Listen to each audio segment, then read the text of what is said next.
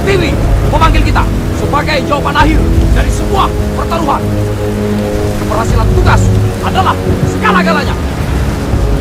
Lebih baik pulang nama daripada gagal di medan tugas. Kopassus dan legenda pasukan hantu putih di Kongo. Korps Komando Pasukan Khusus atau Kopassus TNI Angkatan Darat berusia 70 tahun. Sebagai sebuah pasukan khusus, Kopassus dituntut memiliki prajurit dengan kualifikasi tinggi. Mereka diberi tugas untuk melakukan operasi khusus, perang hutan, perang non-konvensional, kontra intelijen, pengintaian, serangan langsung, perang psikologi, hingga kontra terorisme. Kopassus yang didirikan pada tahun 1952 oleh Alex Evert Kaliwara dan Muhammad Ijon Jambi mulanya bernama Resimen Pasukan Komando Angkatan Darat atau RPKAD. Mereka mempunyai baret khas berwarna merah.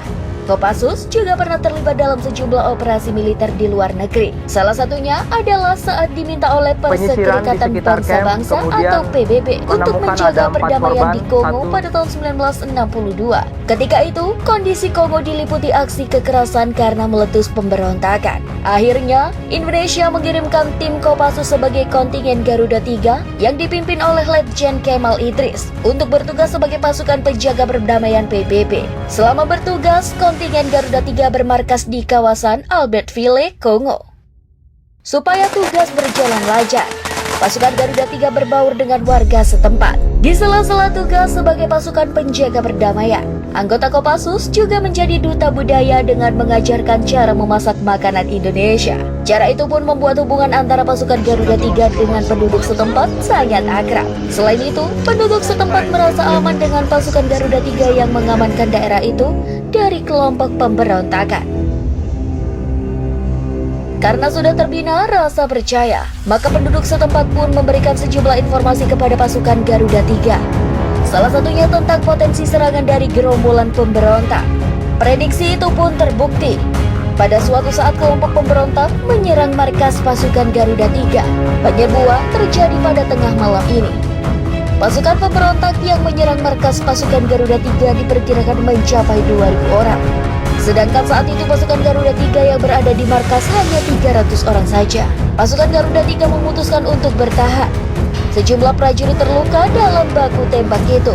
Serangan berakhir menjelang subuh. Pasukan Garuda 3 lantas menyiapkan strategi untuk melakukan serangan balik. Sebanyak 30 anggota Kopassus pun dipilih menjadi tim pendahulu serangan ke pihak pemberontak. Mereka mulai menyusuri wilayah menuju kawasan yang dikuasai oleh kelompok pemberontak. Mereka melakukan pergerakan dalam 3 kelompok dengan menyamar menjadi warga Kongo. Tubuh mereka dilumuri arang sambil membawa sayuran dan ternak kambing dan sapi. Setelah tiba di tepi sebuah danau saat matahari terbenam, pasukan Kopassus dalam regu itu beristirahat sambil menyusun strategi penyerangan. Cara pasukan Kopassus menaklukkan kelompok pemberontak cukup cerdas. Mereka menggunakan perang psikologi untuk membuat musuh gentar. Nah, operasi serangan digelar tepat pada tengah malam. Para pasukan Kopassus membungkus diri menggunakan kain putih dan menaiki sejumlah perahu berwarna hitam. Kain putih yang dikenakan para pasukan Kopassus berkibar terkena hembusan angin malam. Selain itu, mereka juga melumuri tubuh dengan bawang putih untuk menambah kesan agar. Ternyata, para pasukan Kopassus itu menyamar menjadi hantu untuk menundukkan pasukan pemberontak. Sebab para misil itu rupanya sangat percaya tahayul dan hal-hal bersifat gaib seperti hantu. Taktik itu pun yang digunakan oleh anggota Kopassus untuk menaklukkan para pemberontak. Hal itu terbukti saat anggota Kopassus yang menyamar menjadi hantu putih mendekat menerobos pintu masuk kamp pemberontak.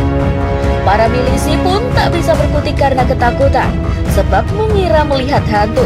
Padahal para pemberontak memiliki senjata lengkap. Pasukan Kopassus lantas menguasai markas pemberontak dalam 30 menit. Sekitar 3.000 pemberontak pun menyerah. Operasi jitu yang dilakukan oleh kontingen Garuda 3 membuat Panglima Pasukan Penjaga Perdamaian PBB di Kongo saat itu, Letjen KDB Ngeso. Dia pun berdecak kagum. Kisah keberhasilan 30 pasukan Kopassus yang tergabung dalam kontingen Garuda 3 membuat warga Kongo kagum. Bahkan warga setempat menjuluki pasukan hantu putih ini dengan Les Spiritus.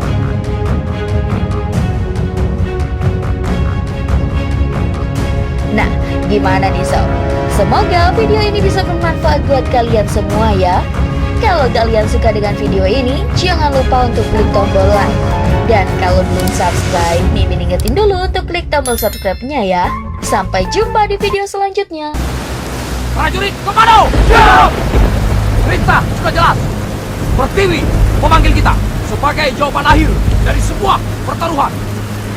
Keberhasilan tugas adalah segala-galanya. Lebih baik pulang nama daripada gagal di medan tugas.